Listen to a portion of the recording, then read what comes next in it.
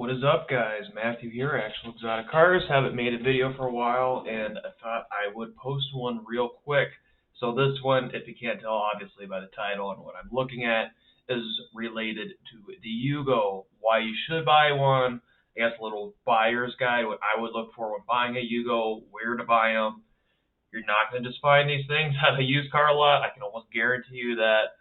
And yeah, basically a little bit about the Yugo. I kind of neglected it. I do own one, and just a little fact, it is the only Eastern Bloc communist car, if you will, that ever broke through the U.S. market, ever. Russian cars or Soviet cars were never sold in the U.S. officially, and the Yugo was the only car, or Zastava was the only car that broke through. So a little bit, probably a few months ago, I made a video basically comparing the Fiat Panda to the Yugo, a legend. And in this video, I kind of go through the basics, what a Yugo is like, the engine, basically some of the quirks and features, if you will. I'm not going to go too much into detail, if you will, over all that stuff. If you have not seen, and I might link that in the video description, there's a channel called Big Car that does, I think, a phenomenal job on a lot of vehicle descriptions, whether it comes to Yugo, Milatas, a lot of Soviet stuff, odd stuff, communist stuff, everything. And they do a really good job about like the history of it and this and that, and that's not really what my channel's focused on. It's more about how do you acquire these, how do you maintain these, how do you keep them on the road. That's kind of the purpose of my channel. So I'm not necessarily going to get too much. Again, like I said, I have a decent amount of information on this video if you want to check further. So basically, the Yugo is a dumbed-down Fiat, and because of that, it's actually a lot simpler. I just drove it for a few hours on the highway today. The reason they get such a bad rep is because they're so cheap, people didn't do maintenance on them. So the number one thing I would check, and the Yugo killer, if you will, that's kind of known throughout the community, is the timing belts break at around 50,000 miles on the vehicle. Make sure that if you get one, a Yugo with over 50,000 miles, you change the timing belt if you don't have a service record. Thankfully, when I bought mine, it came with all the service records. They changed the timing belt just before I got it. A cool thing though about a Yugo compared to a Panda though, let's say you want to change the timing belt, it's going to take you like half the time. It's not difficult to work on. All the bolts are right there. And for such a small car, everything else is so small in it. So there's a decent amount of room. I want to say a lot, but there's a decent amount of room in the engine compartment. Things are very easy and accessible to work on. You can easily do them themselves. Compared to other communist cars, if you will, or communist era cars, getting parts is actually not very difficult, surprisingly. Another cool thing about it being based off of a Fiat, and even like I had to change the speedometer cable the other week. I don't know what it took me, like half an hour of that. It shouldn't have taken that long. You can do the entire thing with a Phillips screwdriver. Like it twists one side off, twists the other side off, twist the one side on, twist the other side on. That's it. Speedometer works perfect right now. Very easy, simple job, easy car to work on. And honestly, out of my little hoopty fleet, if you will, it's probably the most reliable car that I have. Granted, I haven't driven it too much, but like I said, I think it gets the bad rep just because nobody did maintenance on these because they're so cheap that in their mind it wasn't worthwhile. But the Yugo is actually surprisingly, regardless of what Doug DeMero says, I feel a somewhat reliable vehicle, and it's actually practical to buy one. So when it comes to buying Yugos, there's several sources. I found mine online from a classic car dealership in New York. I probably paid a little more than I probably should have. I kind of wish I would have known about these other sources before then. If you go to a lot of these traditional sites, like this is Just Bring a Trailer, which I also strongly recommend if you like odd vehicles like I do. Like 2016, one sold for $2,200. Say that's below market price, especially now. And obviously, if you can tell, the price of Yugos has, I don't want to say skyrocketed, but you know, some of these Yugo GV, Yugo GVL, GV is just the base model. So let's check this one out, how many miles it has. So this is 65,000 miles. Everything looks mint, cool, awesome, good to go. And it sold,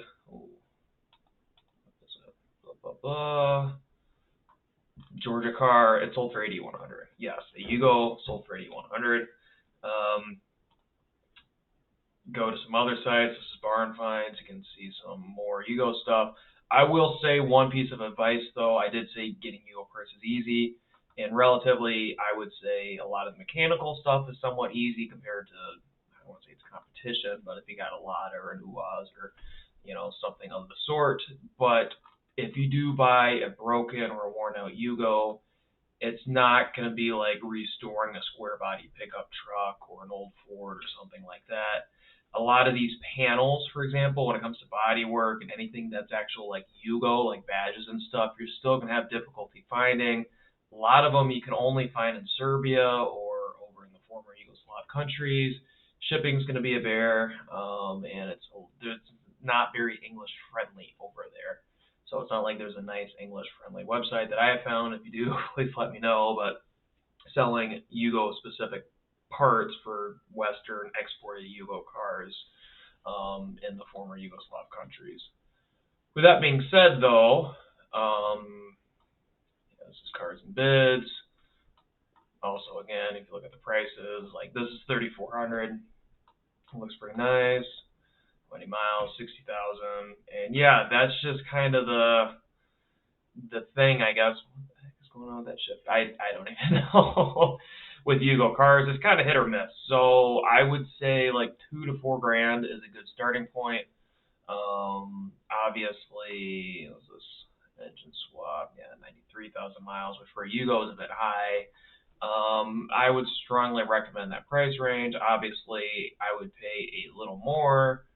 If it costs $6,000 compared to $3,000, but everything's working or there's no body damage, then obviously in the long run it might be worthwhile. So another really, I guess, awesome place that I wish I would have went to before I even bought my Yugo is Facebook, surprisingly. So the Yugo America has a Facebook page, and the profile picture is a Yugo in front of a tank, of course. And this has cars for sale all the time on here, all sorts of information, people asking questions, this and that. And it's actually a surprisingly very supportive community. Car shows that people are taking their Yugos to, parts for sale, all sorts of stuff. And weird merchandise like this. If you're looking to buy a Yugo, I would recommend joining this page. I think anybody can join. And I would check this out for a while before I would actually end up buying one, because you do not want to overpay for a car if you don't need to. So that is a resource I would definitely recommend. On top of that, when it comes to parts or I guess anything else, Yugo America is a pretty nice, I guess, for information. There's a full page on top of the Facebook page. I think this is created by somebody on the Facebook page that has all sorts of stuff to get your service manuals, things to get your Yugo running. Surprisingly, like I said, information on these is not that hard to get, which is very nice, especially in this field of cars from weird, odd countries. And as far as getting parts goes, getting back to what I was speaking about earlier, two main websites, I guess, that I would try to find. I think I lost the one up here. Nope, Yugo Parts, which is the only, I guess, authorized Yugo parts dealer. And you can go here to the updated parts catalog. Let's say you need some brake pads, blah, blah, blah. Find the pads, or we're talking about 8 or 9. Brake pad set, $19, add to cart. Buy everything online, very simple. Another cool thing, the Yugo, like I said, it was actually sold in the U.S. So you're getting an exotic car from a weird exotic country. You can buy it for a few grand. You're getting mid-30s in the gas mileage. You can get the thing with 50, 60,000 miles, front-wheel drive. Very good deal if you actually think about it. In my mind, like I just showed, the prices are only going up.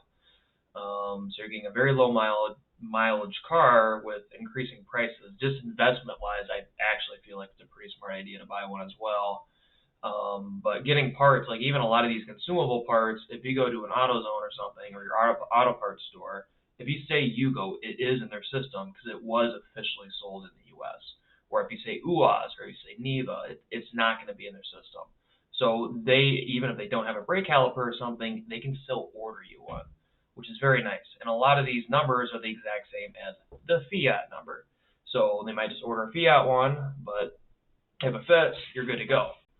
And another website that I talked about in previous videos is Midwest Bayless. I actually use this website a ton for my Panda, but also they do have Yugo on their website as well. And again, any Yugo part that you can think of, or most of the Yugo parts, you can get. What I like about these guys, like I said, shipping, at least for me, their standard shipping only takes a couple days. So it's just like getting a part ordered in from an auto parts store. I need a part, I want to work on it. Like I know within a couple days it's probably going to be in, and their customer support has been pretty good to me so far. So that's pretty much it on the Yugo. A very underrated car. For some odd reason, it's on the top of the list. Pretty much every like worst car ever made list, which I do not agree with at all. I haven't personally having any issues with mine, but I will stand by my statement as long as you take care of it, it will take care of you. At least for U.S. driving, it seems to do pretty good to me. I would definitely say I would not recommend driving these in the winter at all, and the reasoning being is these panels are so thin. It is a tiny car. They would rot out very quickly. Mine is PVC undercoated from the factory. That's another thing I would recommend you look at. Obviously, whenever you buy one, hopefully you can get one that did have a factory undercoating, so that will definitely save you big time. It is single stage paint, another thing to keep in mind. But yeah, pretty good car. That I would just put together a little guide for anybody thinking about purchasing one, or maybe convincing someone to purchase one. And that is pretty much it. Thanks for watching.